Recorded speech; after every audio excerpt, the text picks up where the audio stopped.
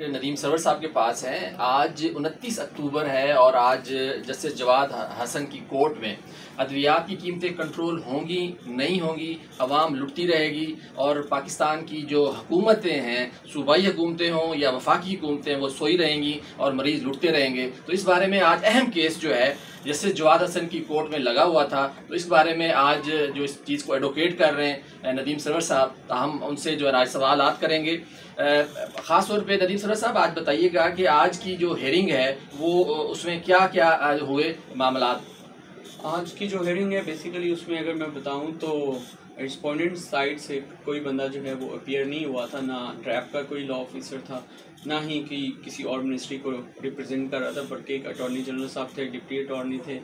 कि उनको कोर्ट ने स्ट्रिक्टली कहा है कि अगर आप लोग नेक्स्ट डेट तक जो है कमेंट्स नहीं जमा करवाते तो मैं आर्गूमेंट सुनने के बाद जो है इस पर डिसीजन दे दूँगा। चलें, अब क्योंकि सूरत हाल ऐसी है कि प्राइस डी कंट्रोल होना जो है, क्योंकि पिछले जो फैसला था जो ख़ास तौर पे 30 मई में वफाकी काबीना ने जो फ़ैसला किया था कि ख़ास तौर पे जो काकड़ हुकूमत का जो फ़ैसला है, क्योंकि असल में जो पहले जस्टिस साहब ने कहा था कि जो नई हुकूमत आएगी वो इस पे जो है फ़ैसला इस पे करे प्राइस कंट्रोल के हवाले से, तो उसको जो है गलत इस्तेमाल किया गया और उसके बारे में आप ज़रा वजाहत कर दीजिए। जब ये पहली पिटीशन थी जिसमें इंटरम रिलीफ भी मिला और नोटिफिकेशन जो है सस्पेंड हो गए, तो उस वक्त जो है फेडरल गवर्नमेंट जो है वजूद में आ गई थी, इलेक्शन हुए थे और ड्यूली इलेक्टेड कैबिनेट भी थी।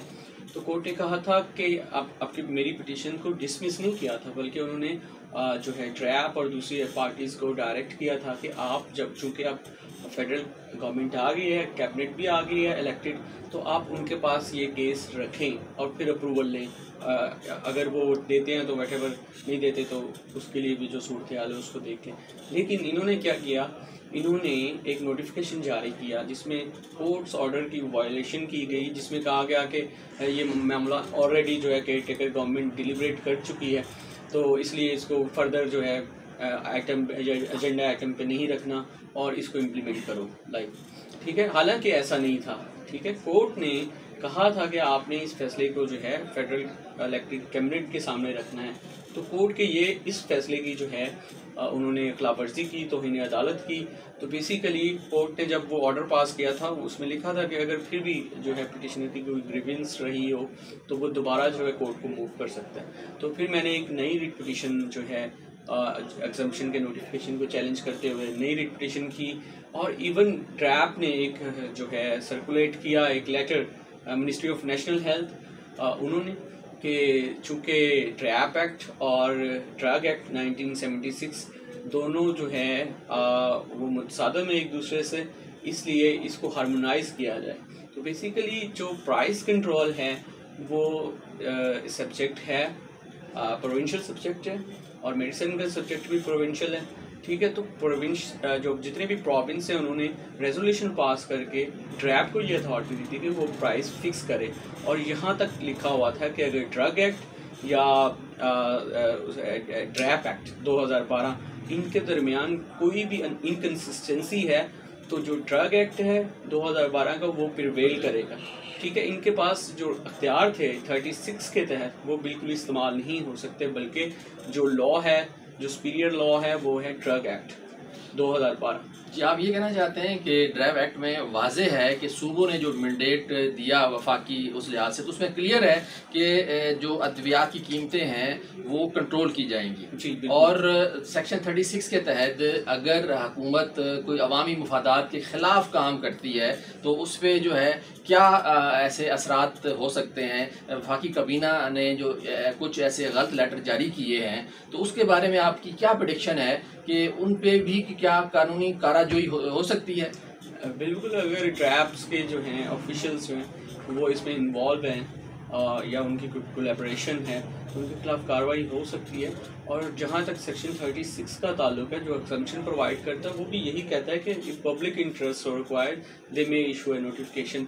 लेकिन आप कौन सा पब्लिक इंटरेस्ट है जिसमें अद्वियात जो हैं उनको महंगा कर दिया गया है। ठीक है, और वो एक क्लास ऑफ ड्रग के लिए है और एक स्पेसिफिक टाइम के लिए एग्जम्पशंस हैं, वो एब्सोल्यूट एग्जम्पशंस नहीं हैं। तो बेसिकली इस दौरान जो भी उसको नुकसान हुआ पब्लिक को, जो उसके ज़िम्मेदार हैं उनको पता होते हुए भी इन चीज़ों का उनके ख़िलाफ़ कार्रवाई करनी चाहिए। और मुझे इंफॉर्मेशन मिली है कि कोर्ट के जो ऑर्डर हैं उनको भी वायलेट किया गया था। जब सस्पेंशन कर दी गई थी नोटिफिकेशंस की, तब भी कुछ जो हैं कंपनीज उन्होंने अपने प्राइस को हाइक किया था और ड्रैप ने इस पर कोई एक्शन नहीं लिया था। जी, क्योंकि पिछली जो डेट थी उसमें पीपीएमए की तरफ से जनाब हारून दुगल साहब तशरीफ़ लाए थे और ड्रैप की तरफ से जो है गजनफर साहब भी इसमें आते रहे हैं। लेकिन इस दफ़ा जो है हालात ज़रा मुख्तलिफ हैं। मेरी जो एक माहिराना राय है उसके मुताबिक मुझे लगता है कि ड्रग प्राइसिंग कमेटी और ख़ास तौर पर ड्रैप की जो प्राइसिंग और सीओ ड्रैप का जो है अद्वियात की डी कंट्रोल के हवाले से उनका इंटरेस्ट जो है वो नज़र नहीं आता। और क्योंकि उसमें बराह रास्त जो है वफाकी कबीना ने फैसला किया था, काकड़ हुकूमत भी वफाकी काबीना की थी, उनको पावर नहीं थी।